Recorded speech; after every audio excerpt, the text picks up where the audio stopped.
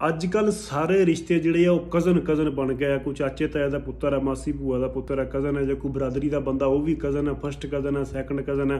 इन्हां रिश्तियां दे नां साडी जिहड़ी पंजाबी जबान दे विच सी वो साथों अलोप हो गया, क्योंकि असीं उन्हां नूं वरतों विच नहीं लैके आंदा। असीं वरतों दे विच आम तौर ते कज़न लै आंदा, फस्ट कज़न है, सैकंड कज़न है, फलाना कज़न है, समझ नहीं लगती कज़न भूआ का पुत्तर है कि मासी का पुत्तर है, उनकी क्लियरिटी नहीं होंदी सामने। सो मैं तुहानूं दसदा कि चाचे दे पुत्तर, चाचे की औलाद जिहड़ी हुंदी है उहनूं आंदे ने पतरेर, ताए की औलाद, चाचे की औलाद पतरेर हो गई, वो दादकियां दे विचों। उस तो इलावा मासी की औलाद जिहड़ी हुंदी है वो मसेर, मंडी वाले खासा बोलते हैं मसेरू की आ लई। इस तरह जिहड़ी मामे दे पुत्तर, मामे की औलाद है मलवेर, भूआ की जिहड़ी औलाद है उहनूं आंदे ने फफेर, वो तुहाडे कुड़ी होवे मुंडा होवे तुहाडे फफेर लगी, फफेर लग्या।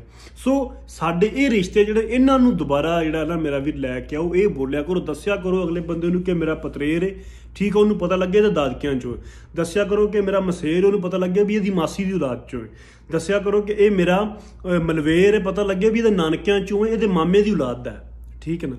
सो इस तरह मेरा वीर दस्सिया करो, कज़न कज़न कज़न असीं इस तरह अपना कल्चर हौली हौली अपना विरसा जिहड़ा अलोप करी जाने अपने आप ही। असीं नवें अखर तां की घड़ के अपनी जबान नूं देने सी नवीआं चीज़ां दे, लेकिन असीं जिहड़े पुराने ने वो भी खत्म कीती जाने। सो सानूं इहदे बारे सोचना पऊगा।